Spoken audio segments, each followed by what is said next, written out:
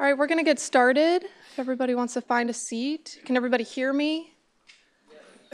Blink once if you can't hear me. Okay, well, thank you everybody for coming. My name is Justine Kendall. I'm an assistant planner here. I want to thank you guys for coming and participating, and all of our speakers up here, of course, and everybody else at City Hall has been really putting in a ton of effort trying to get this together and make this event as useful as possible for everybody. So from myself, thank you to everybody that I work with.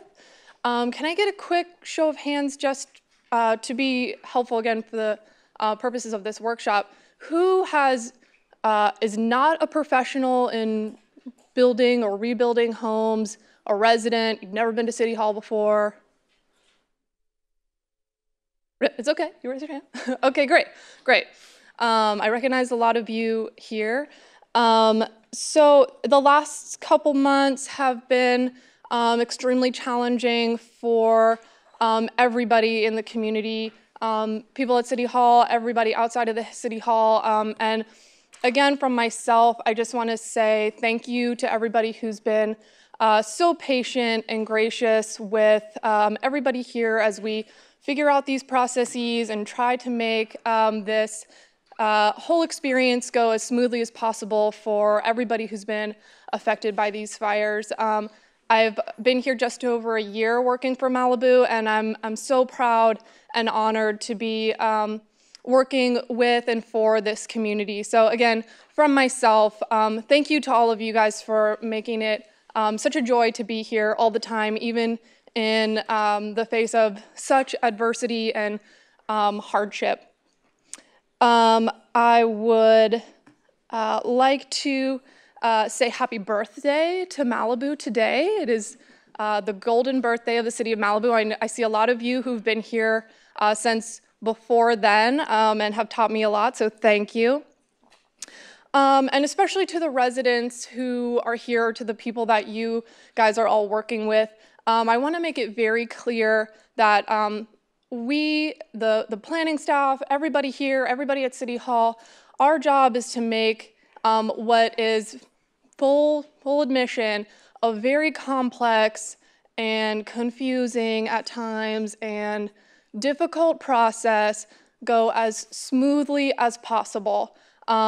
I'm not going to sugarcoat that this is going to be super easy, but we're trying to make it easier and more efficient and more clear than it's ever been before.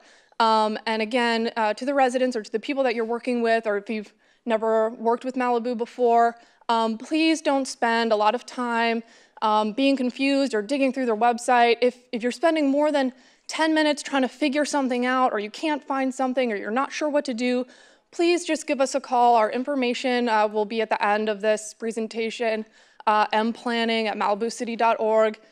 Come down. We're all here for you every step of the way. We know that there is a lot going on and a lot of things to think about, even outside of trying to get your permits and things like that. So please, if you find yourself getting frustrated, we are here to help you. I just want to make that super clear. Which brings us to this workshop. The purpose of this workshop is to explain kind of the latest and greatest way that we're doing things here, including giving you guys all an update about the latest code changes, which I think some of you probably know about, have fully embraced, but we're going to go through a lot of that today, and it may change some of the things that you have heard in the past about processes or types of applications and things like that. What we are not doing here today is we're not talking about the response to the fire or the overall recovery process. There are other events and venues for that, and we can share that information if that's what you want to talk about. There are certainly places to do that, and we can direct you to those areas. We may not cover all of the topics that you want to talk about in this presentation, so we're going to kind of talk from now until around 3:30, maybe not go that long. with a lot of time for questions in there. So if we don't cover what you wanted to talk about, there will be counter hours from 3:30 to 5:30 after this. Everybody will be available to answer your questions. And of course, we're here during the day the rest of the week. We are not taking submittals for the rest of the day. So we can't take any fees, we can't take anything in. If you just want to drop something off real quick, we can't do that because we're trying to power through what I know is going to be a lot of questions and a lot of site-specific, case-specific things to think about and work through. If you have questions throughout this presentation, you should have picked up or could pick up one of these cards. They are located outside on a table. Please circle the topic of your question so that we can group them together and again answer them really efficiently, and only ask one question per card. Okay, pause in case anybody needs to run outside and get these. We will be collecting these cards throughout the presentation, so if you just want to pass them down to the end of your row as you think of things, and then DDA will be reading the questions and we'll be answering them at the end of this presentation. After this, like I said, at 3:30, counter hours are open for everybody. And you could also have picked up this excellent map outside that shows you, if you've not been here before, where everybody is located and the bathrooms.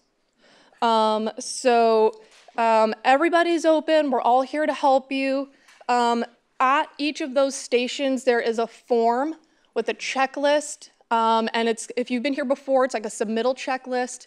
And there's boxes for people to write down notes. So if you're talking about a project or various projects, this can be a document that you kind of keep with you throughout the process of geology said these things, that I might need these things, or these are things to think about. So we're giving you kind of a passport, plan your visit guide to walk around to all the departments and a place to keep notes with all of them.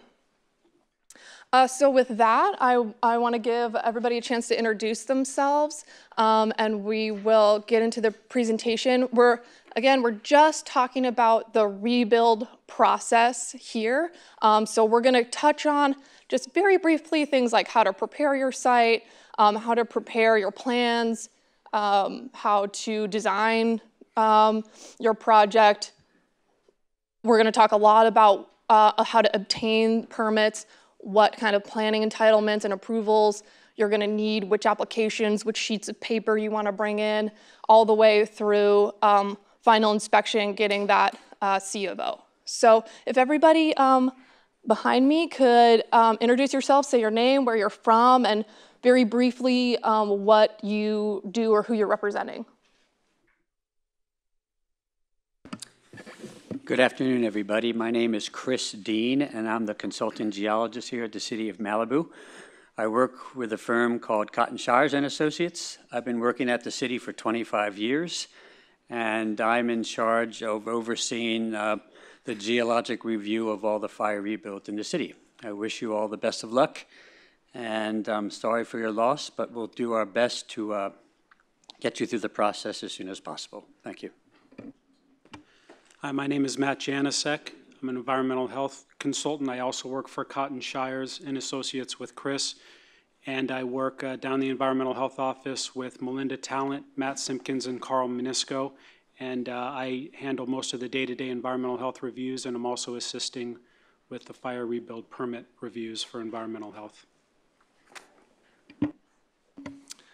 Good afternoon. My name's Adam Chase. I started about 6 months ago, about 30 days before the fire started. I am the Assistant Public Works Director, and I will be one of the main engineers to be able to assist anybody with questions coming through this rebuild process within the City Public Works Department. Thanks. Good afternoon, Craig George, Environmental Sustainability Director for the City of Malibu and also the building official. Thank you all for coming. We look forward to helping you and answering any questions as we move through this. So again, thank you, and we'll talk in a few minutes. Hi, everybody. I'm Bonnie Blue. I'm the planning director for the city. We look forward to working with you. Good afternoon. My name is Richard Malika, and I'm one of the planners, and I'll be helping you through this process. Hi, I'm Dave Crawford. I'm the consulting biologist, and I've been here 18 years, and I'll be happy to help you out with any questions you have about landscaping, environmentally sensitive habitat area, or protected trees. Good afternoon. I'm Dave Riedman. I'm with LA County Waterworks District number 29. I'm the operations manager for the district, and my staff and I are the ones responsible for just determining what the water flow availability is at each property that was affected. Good afternoon. I'm Jim Bailey. I'm the chief in charge of the engineering section of the fire department. My section is over the building plan review and sprinkler plan review. So when you come in with your construction drawings for rebuilding, for your sprinklers and for your building plans, they're reviewed by my staff. I work directly for the fire marshal, Chief Diwali, and I'll be taking a look at all of your projects that have that need some discretionary reviews. Just to clarify, thank you again, everybody, for being here. It's no small feat to get all of these people in the same room at the same time. So thank you, guys. One thing to clarify is we will not be taking questions in a raised hand format, only on the paper. So that might change some of you guys' mind about getting up to get some of those. I will also be passing some of those out as well. But with that, I'm going to hand it over to Richard, who's going to talk about the planning approval process.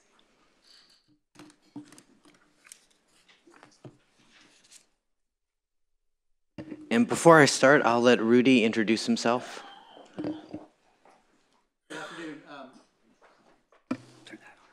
Good afternoon. I'm Rudy Gonzalez. I'm Southern California Edison's Government Relations Manager for the City of Malibu as of just a couple of days ago.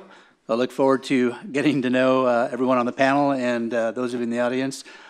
We have our planners and customer service staff in the Zoomer room around the corner here to address any questions or concerns you have regarding reestablishing Edison service. Thank you.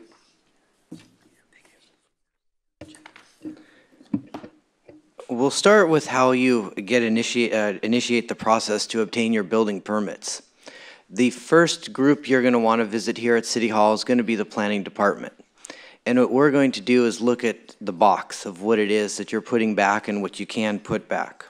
We are just one of the many pieces in this process of getting to the final steps, which is a building permit, and then getting construction started. When you meet with us, what we're going to look at is we're going to look at square footage, setbacks, height, what types of structures you had on your property, and what we'll do is we'll help you find the various permits or assessor's information, aerial photos. We can help you put that together. And then once you're done with the planning department, the next step is to move into the plan check process, which the folks from building and safety will discuss more. And then from there, you enter into the construction phase. The first thing that we did as a city was we modified the codes a bit in response to the emergency that took place. One major change for this fire from previous fires is how the planning verification process works. Previously, that process only allowed you to put back the square footage you had.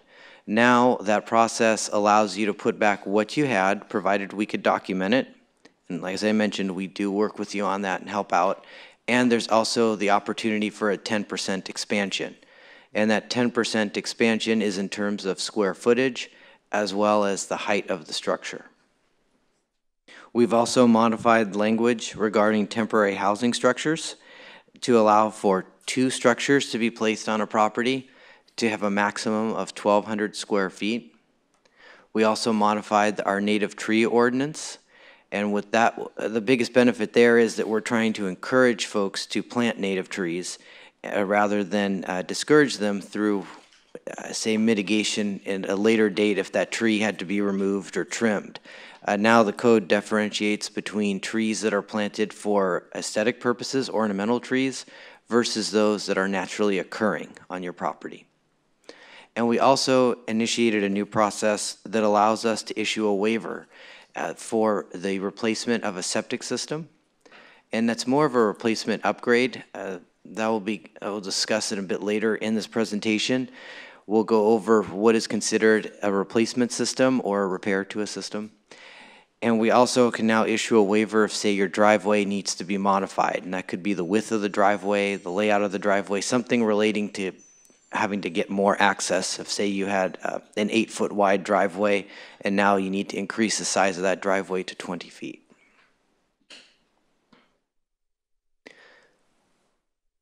What we're finding are that the majority of the folks we've spoken to tend to opt for the planning verification process. And the reason for it is that process essentially is an over-the-counter application.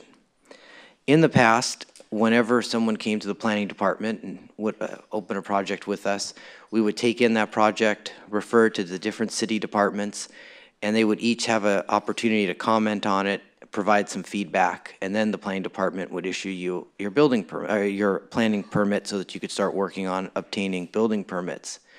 But now we offer this planning verification process where you come to us, and that's what we're going to go into a little bit more detail here. And essentially it's an over-the-counter review, and it gets you through just the planning department. After you're done speaking with the planners, you then move into all of those other reviews. That would be environmental health, geology, public works, the fire department, the city biologist if needed. And so now it's a quicker process.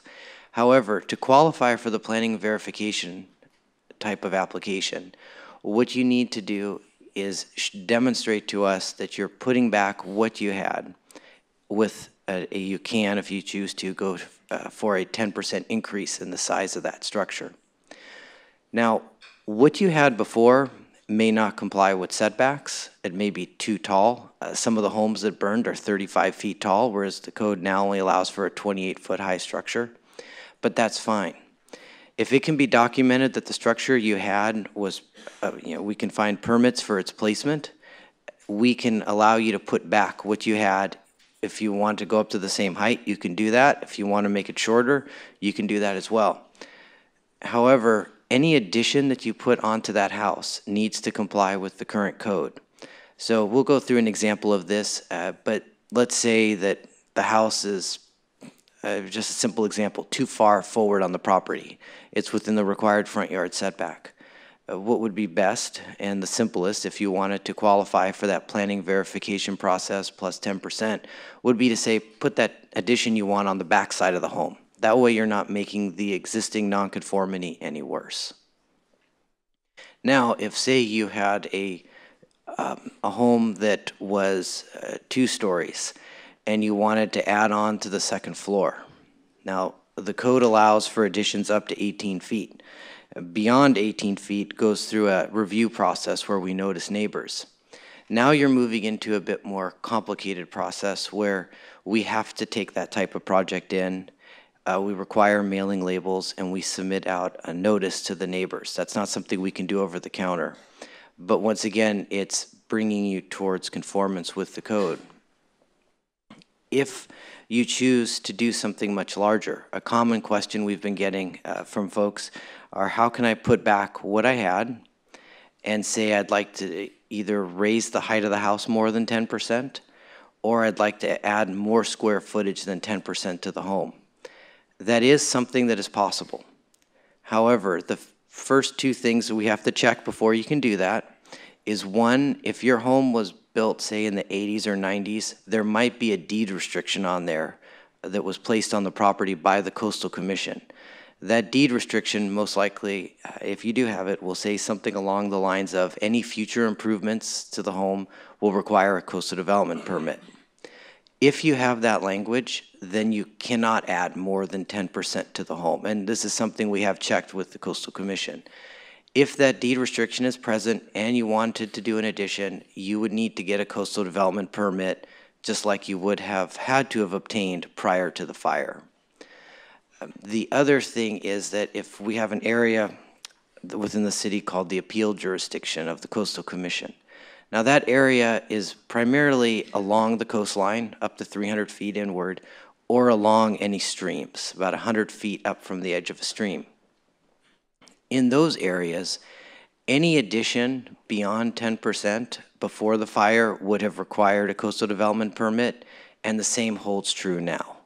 So if, just to recap, if you're either in the appeal jurisdiction or you had a deed restriction on your property, you're limited to really 10%. You can't go any larger.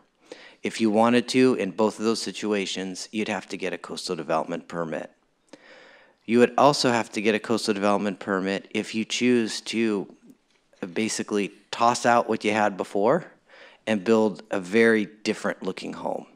We can work with you about moving the home around on the pad, and some folks have done this to either set themselves further back from the street or perhaps further from their neighbors, and also to meet some of the requirements for access for the fire department. We do have some flexibility in how we can look at the building pad, and essentially you want to stay to the flat area. I mean, if you were looking for just a common way to look at this, something commonsensical, it would be stay to the flat part of your property, don't build on a hillside.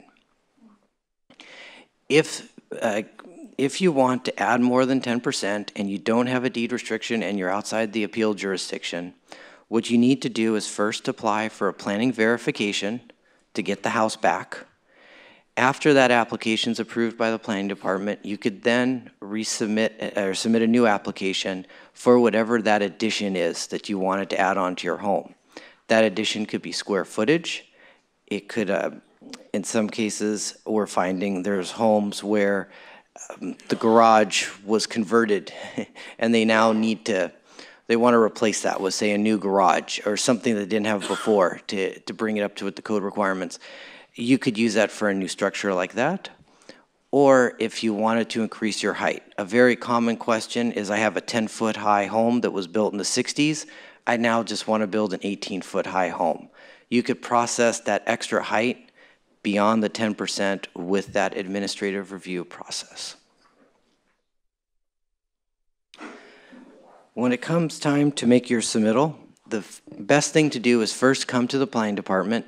We have a fire rebuild table upstairs, and what we're going to do is give you a checklist that you're going to use to go visit the other departments. In addition to that checklist, we'll help you try to figure out what square footage you had on the property prior to the fire. And a real common question we've been hearing from some of the architects is, you know, I want to know how many square feet I have to work with. What is the city going to honor so that I can go off and make a design? That is something we'll work with you on at that initial interaction we have at our fire rebuild counter. After you visit with us, it would be good to go and visit with the other reviewers in the city. So like Christopher Dean, the city geologist, Dave Crawford, the city biologist. It's good to go and speak with them because they are going to have a hand in reviewing your application. And if, for example, the fire department wants you to move something to get a little bit more fire access, it's best to do it before you submit anything to the planning department, because we can most likely work with you as you need to maybe move the house around on the site to meet the requirements of the different reviewing agencies. So on the handout you'll see later today, there is a space there and a little reminder to route you through to those different agencies. Once you've got that feedback and you can put together a submittal, that's when you come in again and meet with us in the planning department, and most likely that's be about a 10 to 15 minute meeting because you've already answered all of our questions that we had up front, and then we can approve your project while you are working with us right there at the counter, if it's that planning verification type project. If it's something where you want to add on above 18 feet because, say, part of your 10%, you had a 2-story home, you want to make an upstairs bedroom larger, that's going to require us to do a public notice and a mailing, and that's going to add a bit of time to the project, at least a month because of the wait time we need for the public mailing. But once again, we'll work with you and explain that process to you.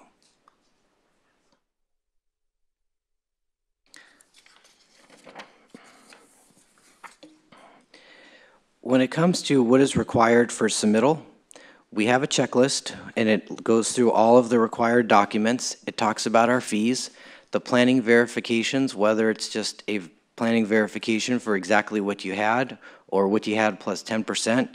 It currently is $165. And then also we look for documentation on what you had for a permitted structure.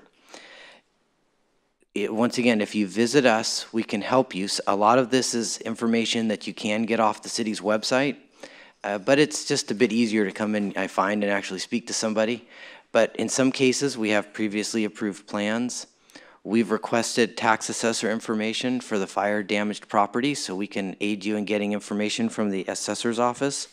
We have access to aerial photos that we can give to you or make copies, and then also help you look for building permits and old septic approvals.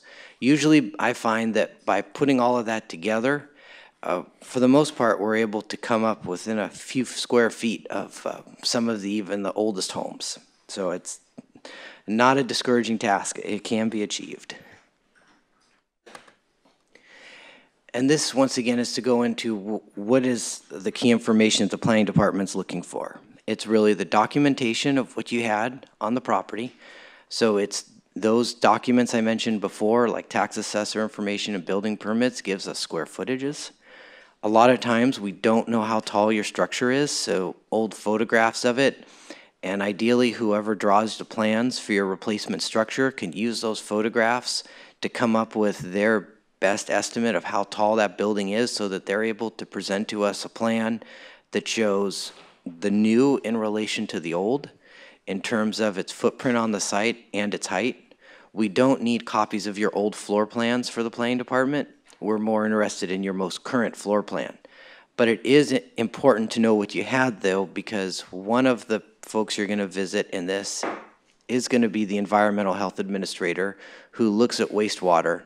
And if you had a 3-bedroom, 2-bath home, that may be all that your septic system is capable of. So it's very important that whatever floor plan you show to us in planning is something you've already had a discussion with the folks in environmental health to make sure that you've got the right amount of bedrooms and bathrooms. So this is an example of how we look at a property. So what we've got here is a flag lot with a home on the property. And in this case, we found onto the side of the screen there, you have a copy of the old plans, and we use that to figure out the footprint of the home. And then we also look for final permits. We've already ran into situations where we've found the square footage on the assessor's information is different than the building records, but what we've been able to find are that the building records do have finalized and signed permits, so that we know that even though there was some discrepancy there, it was square footage that was permitted and inspected. So like I said, if you see one area that one source of information that doesn't have the square footage that's correct, it most likely will be found somewhere else. So we look at all of this information to figure out what should be on that property. So in this case, this home in the example was built in '62, and we do have permitting records that far back. We're able to determine it had a pool, and if that needs to be replaced, it can be replaced as well at this time. And in some cases, the house may have an addition, and we look for a permit for that as well. Now, what if you wanted to add 10% to this house? I've already discussed it, but this may be a little bit easier because it's visual. So the original house with the addition is about 2,000 square feet, and we'll say 15 feet tall. Now, that little box coming off the house towards the bottom of the screen, we'll say is within the required setback. So it's fine, it can be put back. That's not an issue, we found a history of it. So probably the easiest thing would be to add the addition and to the back side of the home. So in this case, a 10% increase would be 200 square feet and an overall roof increase of 1.5 feet. So that would bring the 15-foot high structure up to 16.5 feet. That would be all within the realm of a planning verification, and something like this would be an over-the-counter approval. In addition, that 10% exemption that we continue to mention, that relates specifically to each structure. So if you had multiple structures on the property, it may be possible to also increase their size if we can find a permitting history for them. Some examples, though, of where it is not possible to increase their size because of conformance issue is that if you already had a second unit or a guest house that was 900 square feet, we can't make that any larger. The code tops out at 900 square feet. And also, you need to be mindful that we come up with a number based on our code for the allowable square footage for your property as a whole. And that square footage, for the purposes of the planning department, if it's just throw a number out there and say 5,000 square feet, that's 5,000 square feet includes a guest house or accessory structure. If you had a barn on the property, the main house, it would cover the garage, anything that has a solid roof over it. Now, that's a bit different from the assessor's records, because when they look at square footage, they're just looking at habitable square footage. And then as you go through this process, you'll learn that building and safety looks at square footage differently too. So when you're dealing with us in the planning department and you're looking to see what could you add to your property, you just need to be mindful that it's pretty much anything with a solid roof we count square footage on. And with that, I'll let our environmental sustainability folks have a conversation with you. Good afternoon. Again, I'd like to start off with, and we can go to the next slide too, but I'd like to start off with just reiterating some of the things that were said before. First with Justine, we are the staff, and the consulting staff that's here is here to help. If you have questions, I encourage you to come into City Hall and ask those questions. We'll do everything we can to get a response as quickly as we can to you, so we are always available during normal business hours. The other thing I want to bring up is just echoing on what Richard just said. This is like putting a puzzle together to get to the point where you can get your building permit. And if you don't visit all of the other people, the fire department, the water district, geology, environmental health, there could be a change in one of those pieces of the puzzle that would cause the whole puzzle not to come together. So just make sure you do visit everybody that you need to and speak to all these agencies. Even if you're confident there's no requirement or anything, it's best to talk to each of these individual departments and agencies before you get commenced on anything. With that being said, I want to talk first. Okay, first a little bit about debris removal. So the Environmental Sustainability Department is in charge of the debris removal program as far as issuing permits and keeping records of what's been removed. In order to rebuild any destroyed structure, that debris must be removed from the site, and the site must be certified. That certification comes from the County of Los Angeles in the form of, there's two programs currently running. There's the opt-in program, which Cal Recycle is running, and I'm sure if you're out on the Pacific Coast Highway or anywhere in the west end of town in the Woolsey fire burn area, you see a lot of debris trucks. There's a lot of debris, an incredible amount of debris being removed and efficiently, and that process is ongoing. And then there is what we call the opt-out program, where you come to building and safety, obtain a debris removal permit after you've got an approval from the County of Los Angeles on your work plan to do so, and then you individually hire a contractor or however you wish to do that to remove the debris. But at the end of the day, it's important that all of the documentation be provided and submitted into the county so you get that final approval where we would be able to issue the building permits once you've gone through all the other process to commence construction. And that's the goal for all of us here, is to get you started to rebuild as quickly and somewhat easily as possible. So in regards to the debris removal, if you do have questions, if you're in the opt-in program with Cal Recycle, there's a phone number there. You can call them to find out where you are, the status of your application or anything. You can also go over to the center over there in Calabasas, the hours that they're open. You can talk with them in regards to what's going on. If you finish debris removal, you can talk to them about the submittal of your final approval. They do still have to do, there's an asbestos testing program that has to be done in the beginning, and then there's a soil sampling program that must be completed and approved at the end. So in order to get that final approval so that you can come in and get building permits, you have to get that approved from the county, and then they will submit it to the city on your behalf, and you can get a copy as well. But make sure you complete that part of it. So then down to the last part on the debris removal is the documentation. A lot of folks are trying to salvage their foundation for good reason. That's something that is feasible, but I'll talk a little bit more about how you go about doing that in a minute. But make sure if you are going to keep it, you do a foundation report. There's handouts outside in the hallway there for how to do an assessment and the process for doing that. Those reports need to be submitted. They need to be done by a structural engineer or civil engineer and then submitted to the city for review, and ultimately, if we can, we approve those for the reuse. But depending upon that test is whether that foundation can be kept or not. And then, again, just to reiterate that the debris removal must be complete at that time before permits can be issued. That doesn't mean you can't submit plans in. It doesn't mean you can't talk to the planning department or to any of the other agencies. It's just prior to permit issuance, the debris must be removed and the lot certified. So after the fire, there was a lot of concern about people had pools, people had water wells, people had a lot of different things that they lost the energy to, either through burning the meter or burning some other parts of the structure. So a lot of people have wanted to reestablish power on their lot, and the city is working with everybody to get that accomplished.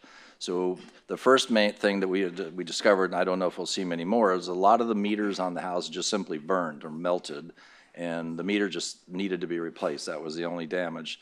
So if that's the case, we do a courtesy inspection, we release to Southern California Edison, and that meter can be replaced.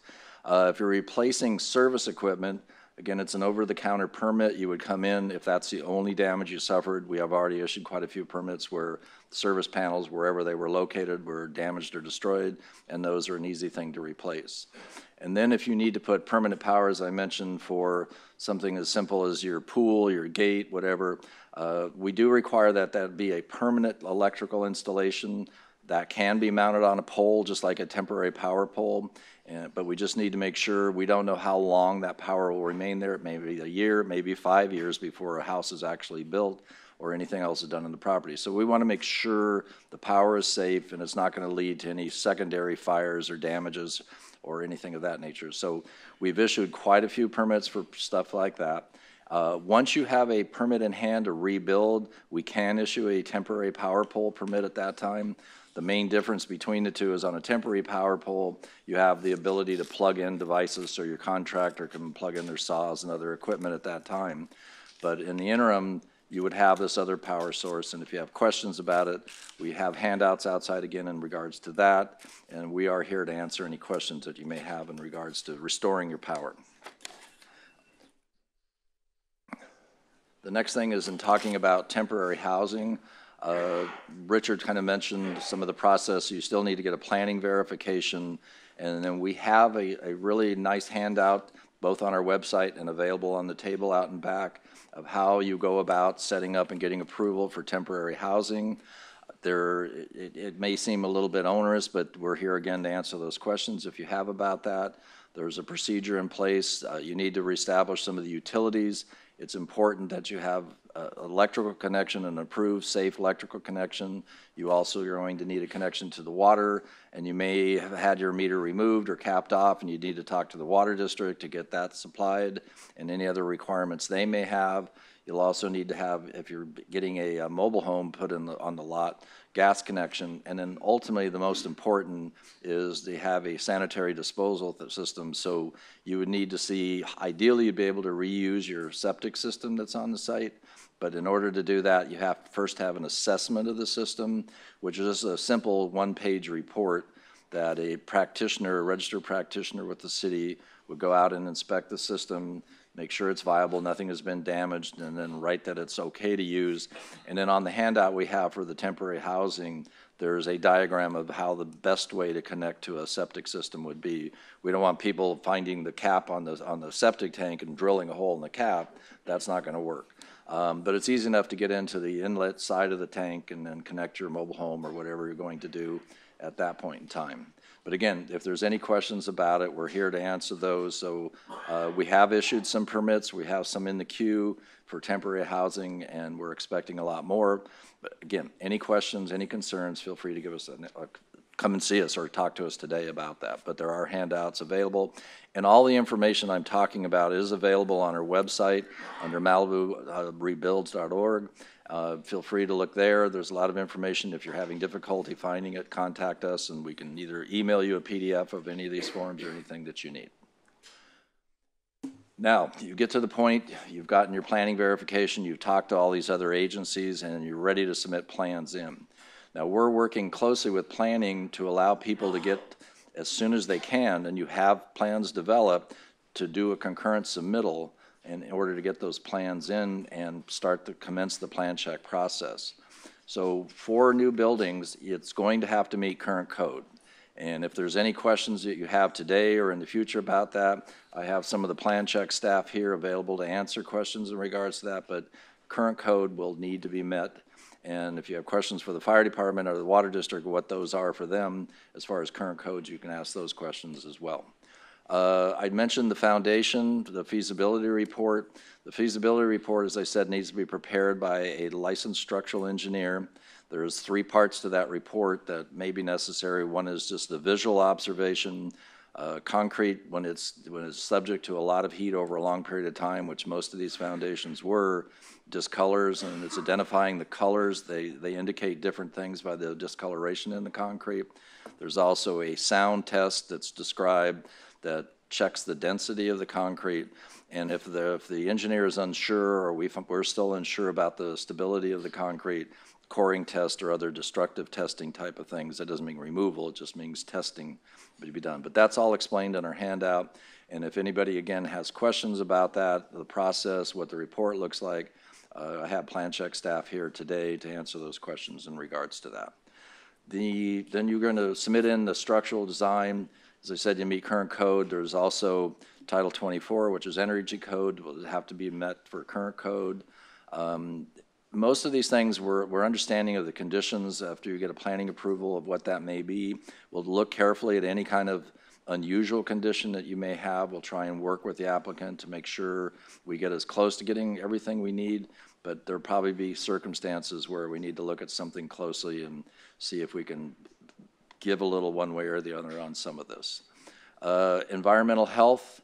Obviously, 99% of the systems the city is on wastewater systems, so you'll need to do an assessment of that system to get an approval even to rebuild a house. If you're planning to reuse it, you want to know early on, is that system viable and will it meet the requirements for what you're proposing to put back? Because a lot of folks are going to do, just like Richard said, they're going to get a planning verification. They're not going to look at the number of bedrooms and the number of fixtures that you have. But in the building plan check part of it and the environmental health review, we will. So again, you want to coordinate all of that to make sure you're not creating a new condition that makes you go back to square one. We want to help you get through the process as quickly as possible. In regards to geology, there's geologists, as Chris introduced himself, and Matt. They're here today to answer any geology questions. If you had your foundation removed, there will be some type of a geology report that is required. It's best to talk to a consulting geologist as exactly what their recommendations will be and what you may need to do to proceed with that. But there will be some kind of documentation from the geologist, some kind of a report you will have to develop to submit in. And the one thing about all of Malibu is that it's very unique. I mean, we don't have tracts of homes, thank goodness. So every project, every lot has nuances and a little bit different. So in every case, we've got to look at those on a case-by-case basis and see what's available. So you will need to do a report if you haven't saved your foundation and move on from there. But again, any questions we're here with staff to answer those today or anytime you can come into City Hall during regular counter hours that we have for those individuals and talk with them. Okay, I mentioned environmental health. Again, it's important to do an assessment of your wastewater system as soon as possible if you haven't done that already. We have the forms that the inspectors need to use in order to do that. They're available to you. They're available online.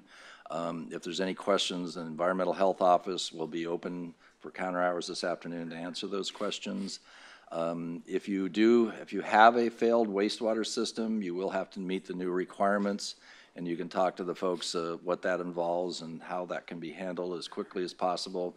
We did get some relief from the Coastal Commission for waivers. They're not exemptions, but they're waivers. You can talk to the planner about how you get a waiver for your wastewater system to submit into environmental health to look at that. So there may be some questions in regards to that as we move forward. But feel free, again, just to ask your questions. All right, geology. I mentioned geology, I'll mention again here. Reusing your existing foundation, you do need that foundation report submitted in that says that it's really a two-stage report. There's the feasibility that the concrete did survive the fire, and that will be the first part of the report. The second will B, does that foundation meet current code? If your house was, say, built in the 70s, it may or may not, because a lot of the code has changed. Seismic code for earthquakes, wind loading, different kinds of loading on the foundation have occurred since that code, when your house was built, was in effect. Again, you'd want to check with your structural engineer, check with our plan check staff, see what is feasible as far as engineering for rebuilding that foundation or reusing that foundation, and we'll go from there. The new foundation, as I mentioned before, does require some type of geotechnical assessment report to what to do. And a lot of these cases where the foundation was removed, who knows what was exposed underneath there as far as condition of the soil. They may need to be recompacted. It's a quick process to do that, but a report is necessary to indicate how you're going to do that, where you're going to do that, and to what standards and depths and everything on the foundation. But again, if any questions, feel free to ask about that. And with that, I guess I'll turn it back over to Justine and for any questions, or to Didier. And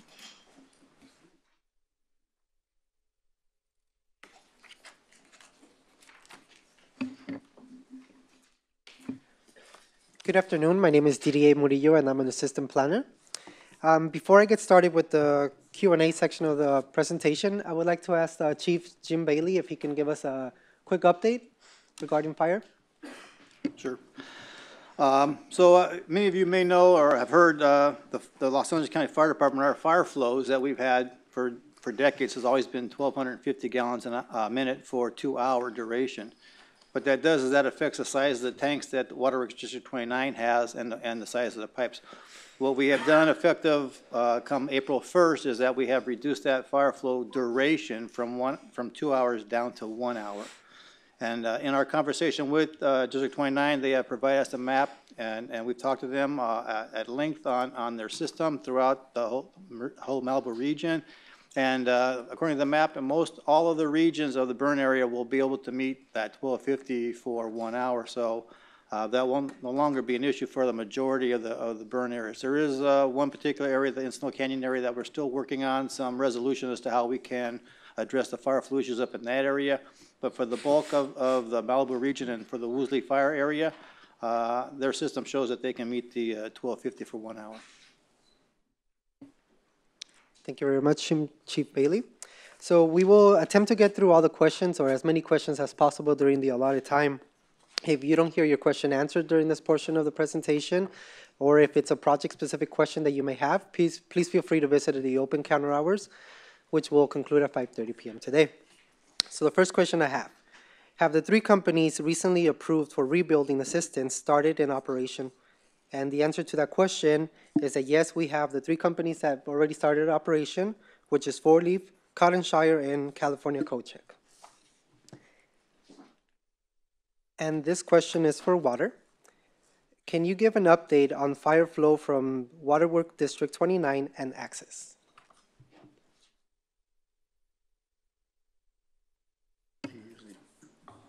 I think Chief Bailey gave the update for fire flow. He'll talk about access. Again, in the entire Waterworks District 29 area that was impacted by the Woolsey fire, except for the Encino area, we are confident that the system can provide 1,250 gallons a minute for 1 hour. We do encourage you to come and talk to us. We have proactively looked at all of the properties that were burned and have a very good idea of the specific situation for each one. But we're confident outside of the Encino area we can meet the fire flow requirements. Thank you. And this question is for planning. What happens to the unpermitted work, known or unknown, that previously existed on site during the rebuilding process?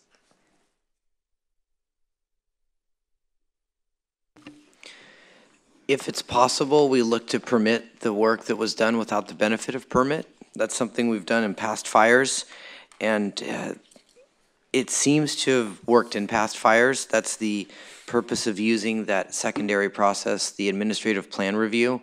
So you would get the planning verification to first be able to put the home back, and then you could come and apply for whatever it was that you had on the property.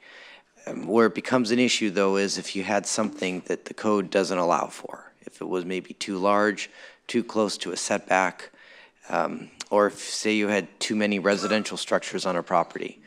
Just to be clear, what the code allows for is the main residence and then one secondary unit. And that secondary unit can either be a secondary dwelling or a guest house. The difference between the two is that a secondary unit or a secondary dwelling has a kitchen. Thank you. And this question is for biology. If a structure previously encroached into a NESHA setback, will it be approved in the same footprint? Short answer is yes. If the proposal is to add 10%, then we have to look at where that's being situated on the structure. You cannot result in an increased ESHA encroachment, but you will be able to put back where you were. Yep. Thank you. And this question is for fire. What are the 2 or 3 revisions in design and or construction that would most dramatically improve fire resistance in a building? The most important things here is for survivability of your house is number 1 is fuel mod. You have to have a good fuel modification and an irrigation plan. Then it really comes down to the building itself as being ignition resistant. We will be looking in our plan review process for those ignition resistant features. We'll be looking for that Class A roof covering. We'll be looking for those boxed in eaves, the non-combustible exterior walls, dual pane windows, and most importantly, really in my mind, is the ember intrusion vents that go into your attic to keep the embers out of the attic. Thank you. Craig? Yeah, and I wanted to add that the city is going to be sponsoring some resiliency workshops. The handouts are out on the table outside, and it's on our website, so look at that. And a lot of it will be in regards to fire-resistant construction options that you can choose to do. So I encourage you to participate or come to those workshops when they're held. Thank you, Craig. And this question is for Public Works. What are the drainage requirements for fire rebuilds? So it's kind of an open-ended question. It's going to vary case-by-case basis. During open counted hours, I'll be happy to discuss any specific concerns anyone has for their property. But basically, grading and drainage, again, the typical things that we look for is within the footprint if existing drainage is being impacted via subsurface or above ground. And with anything being like a new structure of any kind for drainage or different discharge points. So, thank you. And the following question is for water. Could you speak to the capital improvement fees and why are those required for rebuilds? And if you can elaborate on the timeline for cases with that issue. Again? Hey, could you elaborate on the timeline for cases with that issue? Timeline for cases with an issue. I'm not sure what that question means. If somebody could clarify. So I'll just read it again. So could you speak to the capital improvement fees and why are those required for rebuilds? Okay, yes. So for the district's rules and regs define the capital improvement charges that are required for any new build or any rebuild. We give credit to any property that paid capital improvement charges in the past. So if you are building like for like and there are no changes in requirements, then there should be minimal capital improvement fees. However, if the requirements have changed since the home was built and the system has been upgraded to meet those requirements, we do charge, per our rules and regs, we call it the delta or the difference between what was paid in the past and what needs to be paid in order to meet the current requirements. Thank you. I think if I could just ask an additional follow-up to that. What is involved with calculating what the delta is? And I think maybe that is the timeline question. Sure. So the fire code hasn't been the same for all eternity. The amount of the volume that was required to handle a structure fire has changed over time. And so the size of pipeline in the street in order to deliver that flow has to be increased to provide the amount or the flow rate that is required by the fire department.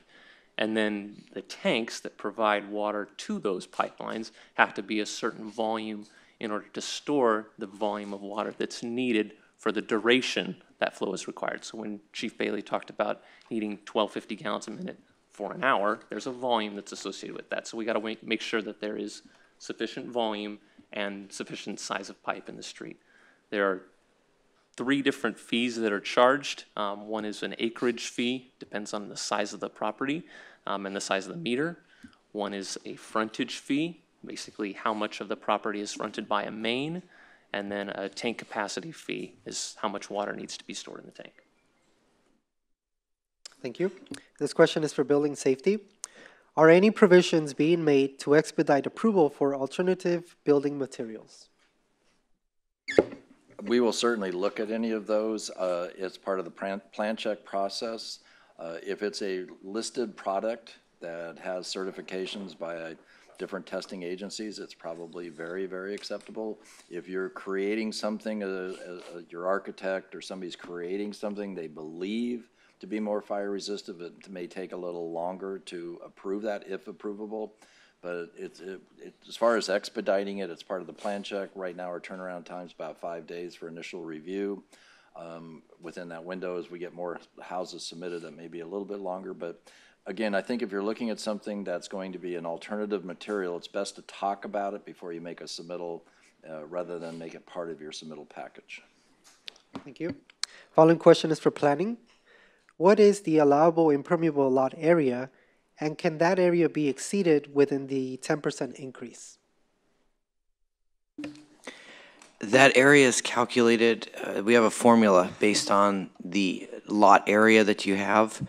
And no, you can't exceed that area with the 10% increase. That, as I mentioned earlier in our presentation, the 10% increase, if you request it, it needs to be something that we could grant today.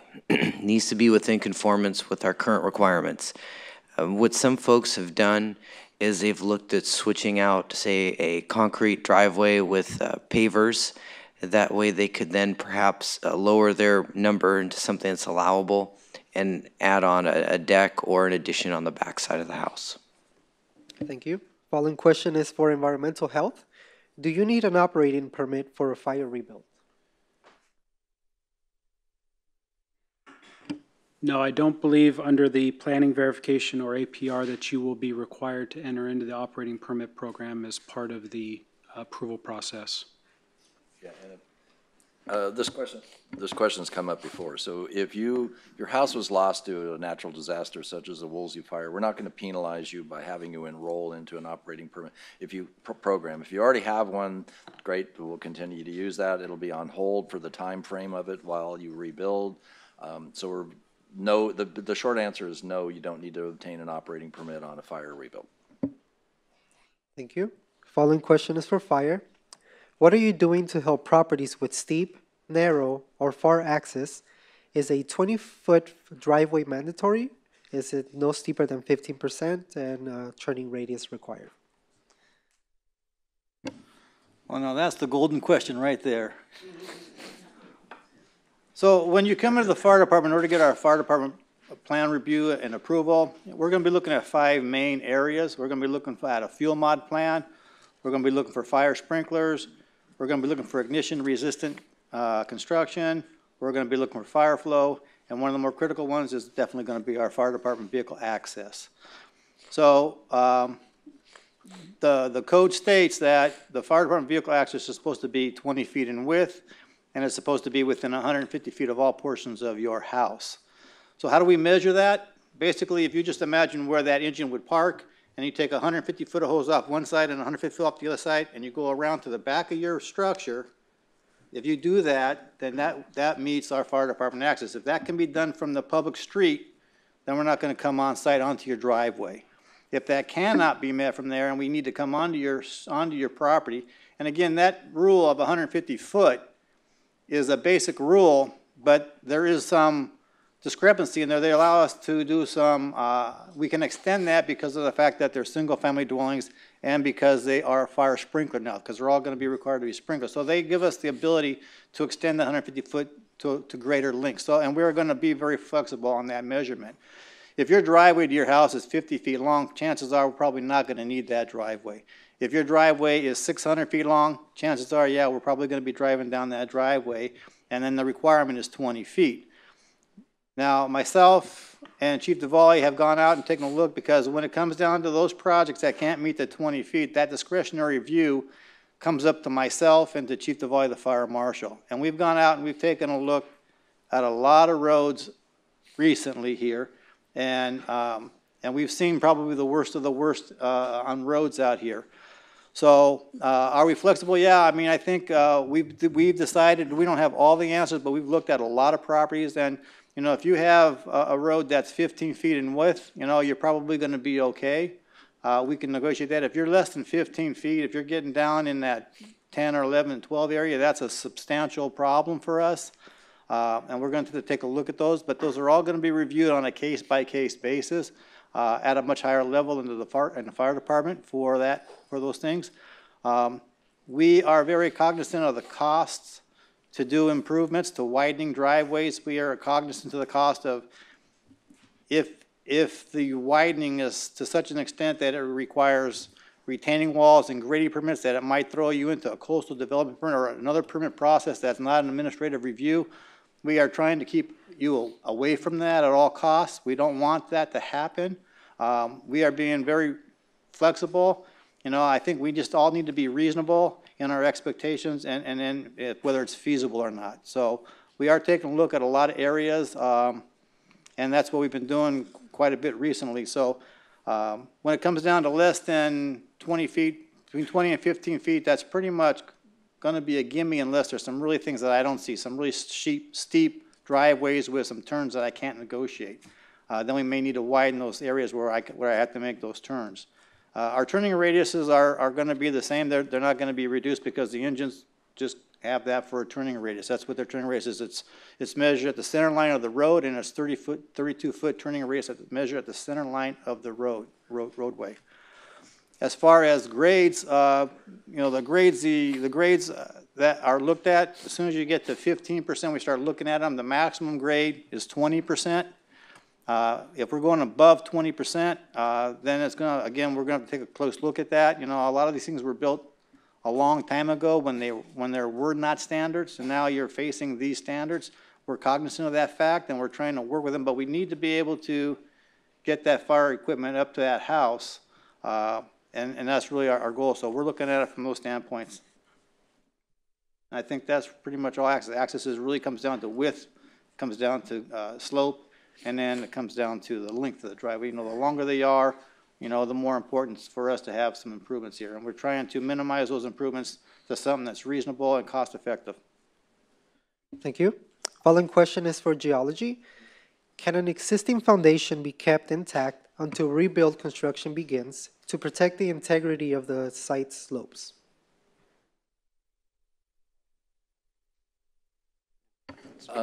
Yes. So the short answer in that is yes, you can do that. We've already had a couple of people request that they keep the foundation, even though they're, for the time being, because of slope stability and other issues. You can keep that. It's just be cognizant of the fact that if it has to be removed, it must be removed before any permits are issued. Thank you. Question for planning.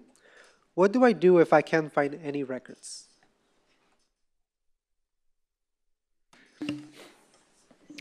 It would be best to come and visit us at City Hall. I can't think of a situation where we have not been able to find records on a property. We've been able to find something, whether it be assessor's information, information from previous septic plot plans. For example, if, say, the house was built in the 50s, there's probably going to be in the microfiche file that we have digitally some sort of drawing that shows the footprint of a home, some notation about bedrooms and a septic system. So if you're running into that problem, it's really best to come and visit us so that we can work with you to look through all the various sources we have. Thank you. Following question is for Public Works. When will the city require a local SWIP, SWMP, drainage plan, and WQMP? Sure. So it's going to vary on a case-by-case basis. If it's a PV or PV plus 10%, and you're basically minimizing the footprint of the improvements, we're looking at a local SWIP will be mandatory still. The grading and drainage, as long as the footprint's contained within the area of the building, most likely that's not going to be required. And again, yeah, that just applies with the PV and the PV plus 10%, APR and SPR 10%. And then if you want additional clarification for anything, any other type of configuration, I can speak after counter hours. Thank you. Question is for water. What is the current solution to allow homeowners to rebuild in the areas serviced by the Upper Encinal Canyon tank, i.e. fire flow? Well, Jim already got the golden question, so can I have the platinum one? This is something that we are working on. Those of you who attended the city council meeting on Monday night heard the highest levels of both of our departments talking about coming up with a solution. Jim and I are already reviewing drafts of that solution, and we expect it to be out very soon. That's consistent with what the fire department indicated on Monday night. Thank you. Can I throw one in just in case you don't have another question for me? I do want to clarify, in case you haven't visited us before, our office is at 23533 Civic Center Way, right down by the library, and you don't have to wait in order to submit your PV in order to get a fire flow availability statement from us. We have done the work ahead of time, so if you want to get started quickly, you can come in and see us anytime. Thank you. And question for geology. Do you provide a list of engineers and or professionals that would write the foundation feasibility report? Yes, we have a list of consultants that have worked in the city that we'd be glad to give you if you come in and see us during our counter hours. Or we could email that to you as well. Thank you. Question for planning. Is this the time to add things like a new pool or accessory building? It really boils down to the time that you want to spend in the process. I would say if you're trying to expedite the rebuilding of your original home, that you do that with a planning verification plus 10% if you want to, and then separately deal with the other accessory structures. I don't know if Richard has anything to add to that, but that would be the most streamlined approach. You can certainly do it. It's just more a matter of the more there is to your project to review, the more it could take a little longer. So those are our suggestions. And also, just to follow up on that, actually, you need to keep in mind too that those are new structures, so they could have new impacts. For example, with geology for Chris, if you were going to say build a barn now on a different area of your property that wasn't previously developed, that could require additional geotechnical information. Whereas if you're just limited to putting back what you had, there is probably already information on it, for one, and two, there was already a structure there. It's not creating new development. But as the planning director stated, yes, it could be done. It's just a matter of how much time do you want to spend and what is the budget that you're looking at for your project. Thank you. Another question for water. Any plan to improve infrastructure / water pressure / piping size?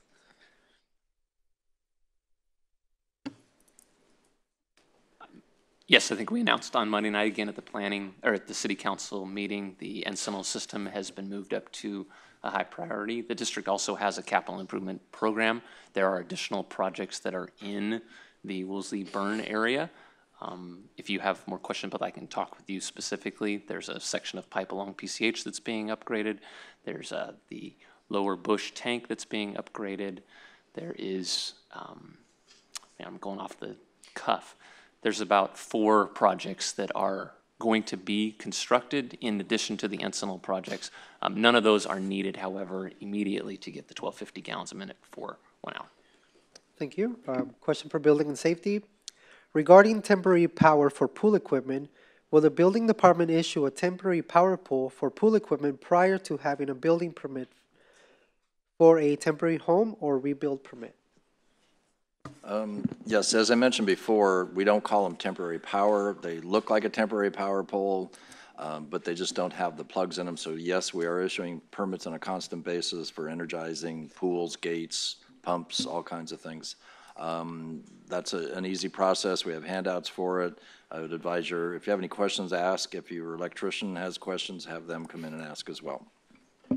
Rudy, do you want to add anything to that as far as the process with Edison? Yeah, to share that. To get the process started to reinstate electric service, your first step is to contact our customer service line. And I'm sorry, the number that was presented in the slide earlier is an incorrect number. I'm going to share with you our 800 number that you can call. It's 800-655-4555. And the representative will take information and create a service request. Following that discussion, an Edison service planner will coordinate a job site visit within 10 days to perform the meter spot. Every job has potential to be a different, depending upon existing utilities in the area. And then depending upon existing facilities, the timeline for being connected to temporary power can vary anywhere from 1 or 2 weeks to up to several weeks. And we encourage you to visit us in the Zoomer room where we have a service planner and our customer service reps available to address questions. Thank you. Question for planning. 1,000 square foot basements are not included in the square footages of homes. Can a basement be added above the 10% allowed to keep as a PV submittal?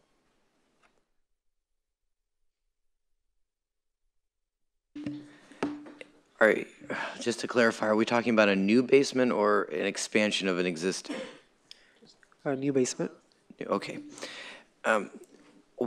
With some of the basements, a lot of the basements that were built in early cityhood, so that'd be in the 90s, prior to 2004, they're daylighting basements. They're basements that if someone was just looking at your home, they'd probably say, hey, I see 3 floors.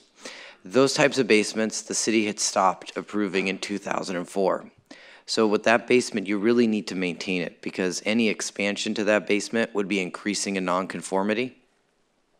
And that's something actually we require of people even before the fire if they want to do some sort of remodel in addition to their home. Your existing basement, if you have one, we're looking at floor area. So that's anything between the walls. And while maybe that's not caught in perhaps some of the documents, if say it was a mechanical room or something like that, once again, we're looking at floor area. If you want to do a new basement, it's important you have a conversation with us because even if you want to keep that new basement within the 10%, you're now drastically changing the foundation system of the home. If you had, say, a house that was a home on, was a building on a slab foundation, now all of a sudden it's going to be different. And that's something perhaps the city geologist may want to address some more because that's going to change his requirements. And doing that as a PV may not be an advantageous process. It may be actually best to take that in and review it because of the drastic change in the structure. Yeah, that's right. If you do want to add a basement, we will allow you to add a basement, obviously. But your geotechnical study, your foundation study for the PV will have to be expanded to provide recommendations for the basement structure. That would include deeper exploration, more exploration, and an expanded report than what we need to review and plan check for a simple PV or APR plus 10%. So there would be an expansion needed of the soils report for us to review for a basement. Thank you. Another question for geology. For foundations only partially removed, not located near steep slopes or geotechnical hazards, will a geology report be required in addition to a soils report? The answer is no. For any type of new foundations that are involved in a PV or APR plus 10%, all we need is a foundation study. If you have any specific questions about that, you're welcome to come see us at the counter as well. Thank you. And a question for environmental health. Can you submit a package for PV and then add the OWTS upgrade, or does everything need to be submitted at once?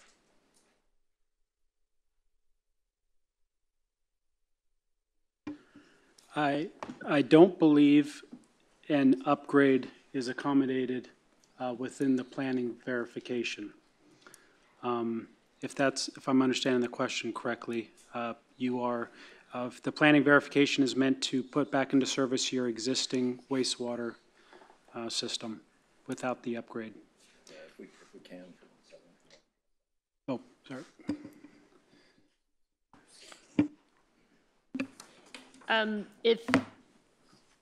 If you are upgrading your septic system and it wasn't destroyed, we can process that with this new mechanism called the de minimis waiver that exempts you from a coastal development permit as long as it's not in the appeal zone.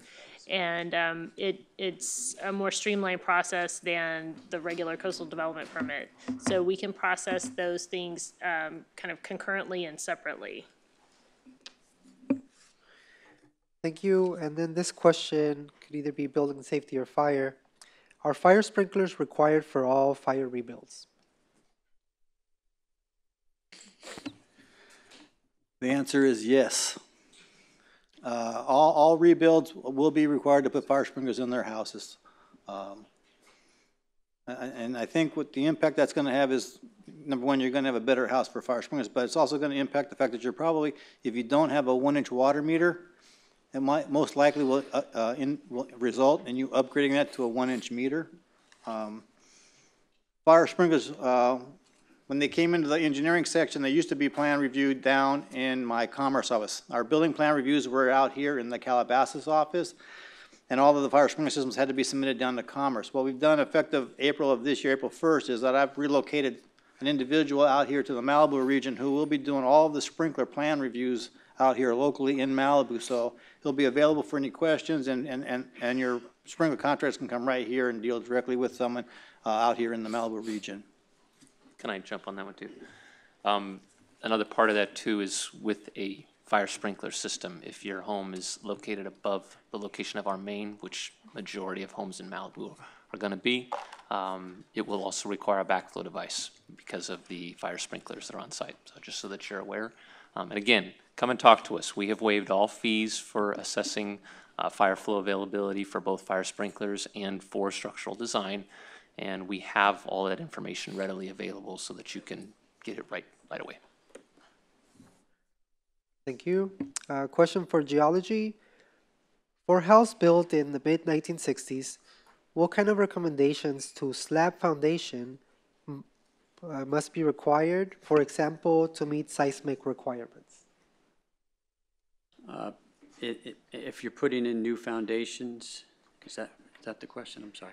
Yeah, because it says, I guess they're trying to ask if they could reuse the slab that was, built in the mid-1960s. That goes back to the foundation feasibility report that Craig talked about earlier. It would have to be approved.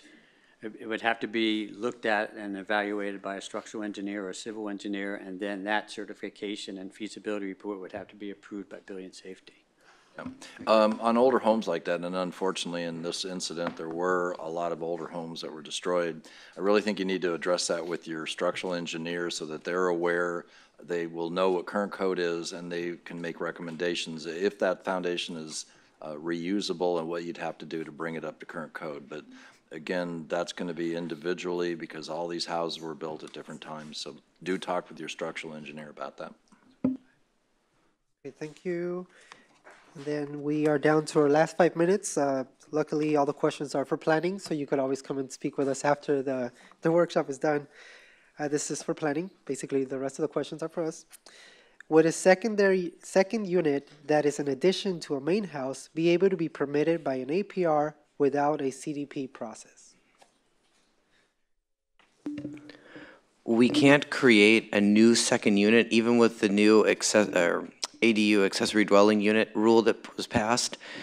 That law allows for the use of a second unit in all residential zoning districts. That was never an issue in the city. Accessory units were always, or dwelling units are allowed. And in that law, it also states that it would not supersede the need or circumvent the need for a coastal development permit. So if you wish to create a second unit that's new on your property at this time, we can help you with processing a coastal development permit for it. And that permit could be processed separately from the permit to put the home back. Thank you, Richard. We just bought ourselves 10 minutes, so we're going to go until 3:35. So another question for planning. Can you use 10% to infill the existing two-car garage, then build a detached two-car garage elsewhere, so long as it is within the required setbacks?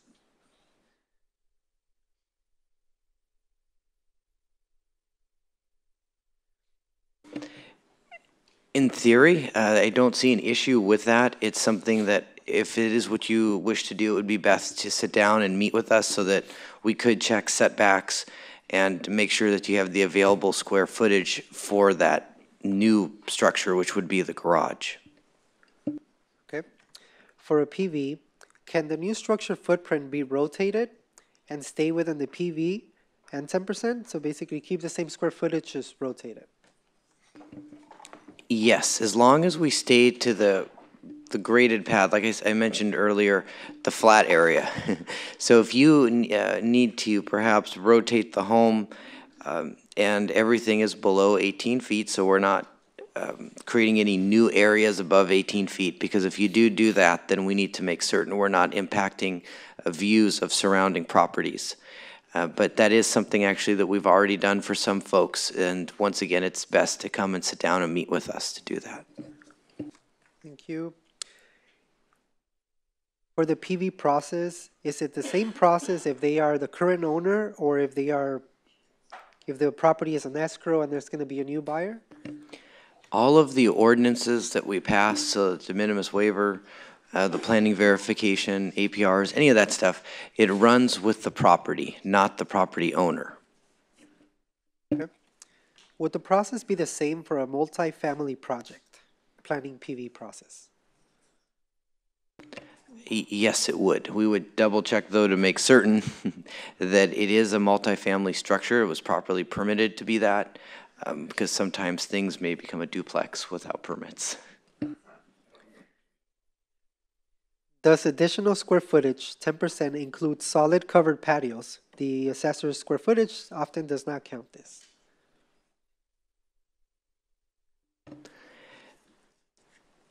I think we'll answer that two ways. If you had a patio overhang that was, say, 20 or 30 feet over, if we can find some record of it, then of course you could put that back, and that's not part of the square footage. That square footage is, once again, it's internal floor area. The exemption that's in the local coastal program talks about floor area. And then when you look at all of the documents that we have for planning, we tend to talk about total development square footage. The two aren't the same. Floor area is strictly area that's within, it's surrounded by interior walls. We measure from the face of interior walls. The total development square footage is measured from the exterior to exterior face of walls, and it also covers overhangs and patio covers that are in excess of 6 feet. So if you wish to add a patio cover, we are going to make certain it meets the current standards, but if you had an old patio cover, it's not going to be within your assessor's square footage, and we just look to see that that was there before and that you could put it back. Thank you. Can you replace a fire rebuild home with a prefab house? If so, what requirements do we need to follow? You can definitely do that. The issues is from a planning standpoint come down to the same issues that it would be for a new stick-built construction project, where we're looking to make sure that the house is the same size, plus or minus 10%. It's in the same building pad area, plus or minus 10%, and it just has the same volume, more or less. So the nature of the construction, whether it's prefab or constructed on site, is not a planning issue. There are building safety issues that you should contact the building safety department about, just to make sure that you understand what those requirements are. But from a planning standpoint, it's the same as a regular house. Thank you. Fire loss structure complied with LA County's side yard setbacks. However, it does not comply with the current City of Malibu setbacks. Can the 10% addition keep county setbacks? If the 10% addition is not going to comply with the city setbacks, that's what if possible, the APR with the site plan review process is for. With the site plan review, we are able to reduce the setbacks either 50% for the front yard or 20% for the side and rear yards. If it goes beyond that, it would be something in the realm of a variance, which would require a planning commission hearing. So it's really best that whatever it is you choose to add on to the property meet the current codes. That'll be the quickest way to get that approval. Thank you. And this question is regarding dark sky ordinance, and they want to know what needs to be submitted regarding a dark sky ordinance, and does it need to be included in the planning application? The reason why we put that in the planning verification notice materials and application is because that ordinance affects all structures in the city. There is no grandfathering like there is on setbacks or height. So we mainly put that in there as just a way to flag it, to bring it to the homeowner's attention. If you choose to submit something of that nature and as part of your plan set, it would just simply be an exterior lighting plan that identifies the types of fixtures. Usually when you buy a fixture, they have some sort of data sheet associated with it that demonstrates that it's dark skies compliant. But that is not necessarily a requirement. It's more of just a warning, kind of getting that into everybody's mind process so they know that's coming down the line. Thank you. And regarding storage containers, what is the process for getting temporary storage containers on properties? APR, how long is the process, and how many containers? If you wish to add any temporary storage containers to the property, we do that through the administrative plan review process, and ideally it should only be a couple weeks. You'd want to demonstrate to make it move quickly, that it complies with setbacks, that it's not on a steep slope, it's not located on top of the wastewater treatment system. If you can show all of that up front and then there's no grading involved, it really shouldn't require any of the review by the other agencies in the city, and it's just strictly something that the planner has to look at.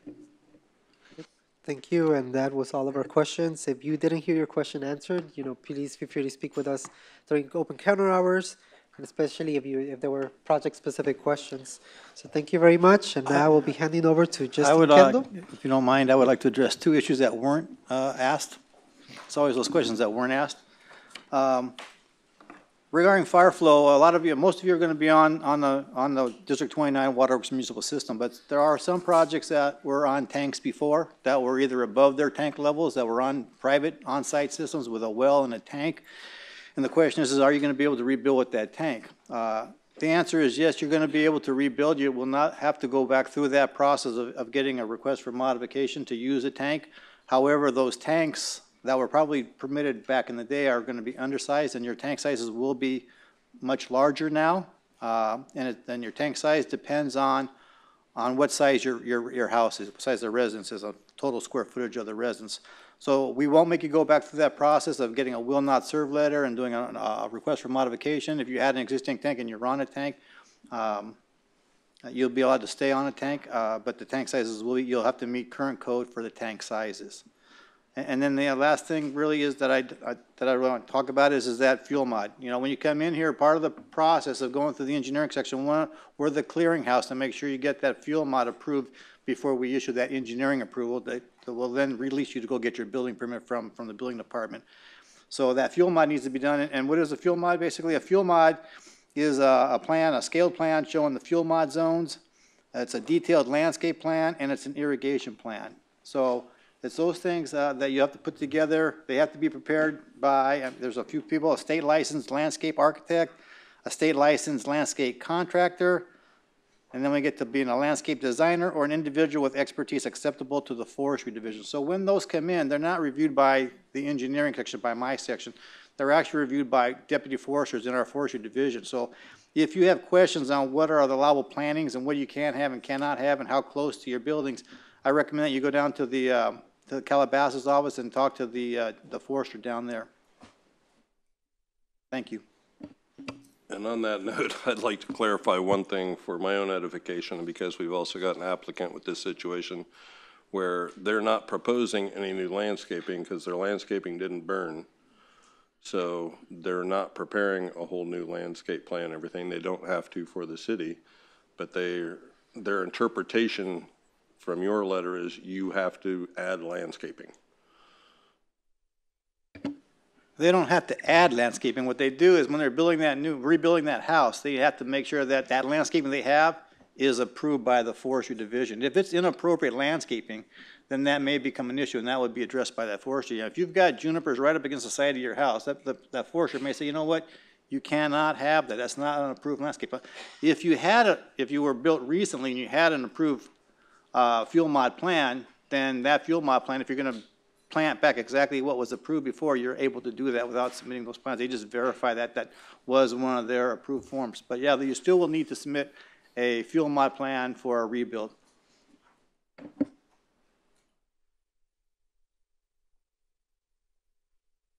All right, well, I hope you guys will all join me in thanking everybody who is here today. Again, it's really hard to get all these people there. Everybody's so busy, so thank you all so much.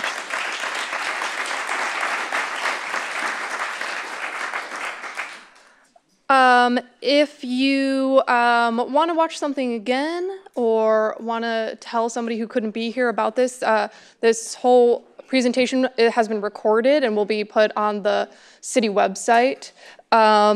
If this is your first time here, I highly recommend that your first stop is at the fire rebuild table, which is that kind of semicircular table up at the front upper lobby. Walk slowly because I'm the person who will be sitting there and I am not there yet. Maps and forms can be found outside. If you have feedback on this workshop, things that we didn't include and should include, or how great it was and how much you love us, please email mplanning@malibucity.org. I think that's it. Oh, yeah, you can also write a comment card. They're upstairs at the front desk by the front counter. Thank you guys. See you upstairs.